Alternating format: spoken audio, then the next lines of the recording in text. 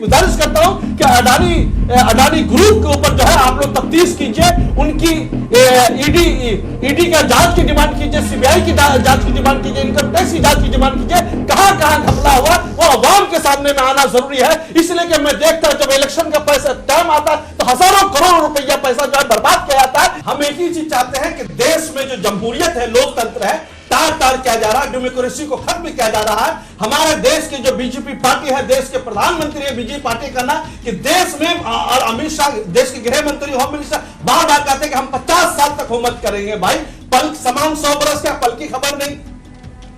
आप 50 साल की बातें कर रहे हैं भाई, अभी की तो बातें नहीं है। आपने वादा किया था अच्छे दिन आएंगे, सबका साथ, सबका विकास, सबका विश्वास, कहां गया? कुछ नहीं गया। आप देख सकते हैं राजस्थान से 2 बंदे को उठाया जाता, नासिर और जुनैद को, हरियाणा में उसको बोलेरो कार में जला के राख कर दिया जाता है। ये कौन सा लॉ एंड ऑर्डर चल रहा है? तो देश के गृह मंत्री को इस पर जवाब देनी चाहिए। आपके चैनल के माध्यम से मैं देश के गृह मंत्री से सवाल पूछता हूं, जो नासिर जुनैद को हरियाणा में बोलेरो के अंदर जला के राख कर दिया गया है, ये क्या है? इसका देश के गृह मंत्री को जवाब देना होगा। वो जो मुलजिम आज तक फिरार है और लोग उसके फेवर में जो है जुलूस निकाल रहे हैं, तो देश की डेमोक्रेसी कहां जा रही है, लोकतंत्र कहां जा रहा है? और आप जान सकते हैं फिल्म को लेकर, पठान को लेकर बावला मचा देते हैं, ये नहीं देखेंगे, वो नहीं देखेंगे, बेशरम रंग। अब मैं एक चीज बोलता हूं, बीजेपी के सैकड़ों लीडर को मैंने देखा भगवा कलर में वो गमछा पहन करके स्नान करते हुए देखा, तो क्या वहां पर भगवा रंग का अपमान नहीं हो रहा? वहां भी अपमान हो रहा। मतलब आप अगर भगवा रंग का इस्तेमाल करते हैं, भगवा कलर का इस्तेमाल करते हैं, तो रामलीला करते हैं, बाकी लोग करते हैं तो रासलीला करते हैं। तो समझने की जरूरत है, कलर किसी का नहीं होता है, किसी मजहब का रंग नहीं होता, कलर तमाम लोग के लिए बराबर है। कलर के नाम पर कोई भी चीज है बर्बाद नहीं होनी चाहिए। आप पठान का जो है बार बार जो है अपोज कर रहे थे, लास्ट में क्या हुआ? दुनिया हिंदुस्तानी बॉलीवुड की सबसे अर्निंग कमाने वाली जो है फिल्म बन चुकी, आप कर चुके। तो हमको तो कहीं ना कहीं ऐसा लग रहा है कि आदित्य चोपड़ा जी के साथ, यश चोपड़ा जी के बैनर के साथ इन लोग का साथ काटता, इन लोग को पैसा मिल गया तो बोला था कि आप इसके खिलाफ बोलिए ताकि फिल्म की पब्लिसिटी हो, सारे लोग जो है सिनेमा हॉल में पहुंचे। मैं भी हो सकता है, ये मिलीजुली भगत भी हो सकती है, मगर इसके बारे में मैं ज्यादा बोलना नहीं चाहता हूं, इसलिए कि ये एक अलग विषय है। मगर एक चीज है, देश की जनता बेदार हो चुकी है, देश के अवाम सुलझ चुकी है, और देश में जितनी भी पॉलिटिकल पार्टियां हैं, 2 विचारधारा के लोग हैं।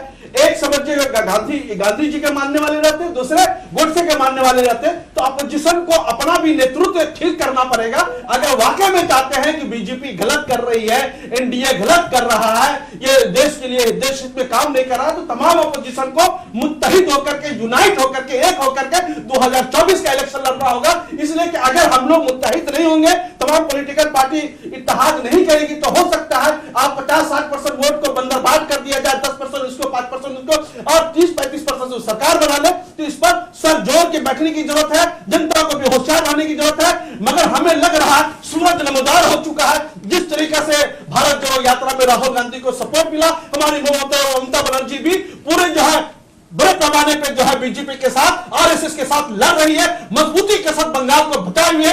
ये मोहतरमा ममता बनर्जी साहिबा का भी मैं मुबारकबाद पेश करता हूं कि आप इसी तरीके से आगे बढ़िए। आप है, उधर नीतीश कुमार लालू जी है, उधर आप लोग हैं, ममता बनर्जी है, यूपी में अखिलेश यादव, मायावती है, और महाराष्ट्र में हम जाते हैं तो शरद पवार जी है और उदय ठाकरे जी है, सब लोग, स्टालिन है साउथ में, कि सब लोग को गठजोड़ करके बैठना होगा और एक मंथन करना होगा, तब जाकर के हम लोग बीजेपी को हरा पाएंगे। नहीं तो आपके वोटों को बंदरबाट कर दिया जाएगा और बीच से फिर निकलते हुए नजर आ जाएंगे। ये सोचना समझने की जरूरत है। मगर जनता जो है बीजेपी सरकार से, मोदी सरकार से समझिए परेशान हो चुकी है। हालात इतने खराब हो चुके हैं कि लोगों को दाना पेट में नहीं मिल पा रहा है, गरीब बेचारे भूखे सो रहे हैं। आप देख सकते हैं कि हमेशा नौजवान जो है अपने नौकरी के लिए परेशान है। तो ऐसी सूरत हाल में देश में एक ऐसी सरकार हो जो जनता के लिए सोचे, युवाओं के लिए सोचे, महिलाओं के लिए सोचे, गरीबों के लिए सोचे, दलितों के लिए सोचे, अकलियत के लिए सोचे, हिंदू मुस्लिम सिख ईसाई, इस देश में जितने लोग रहते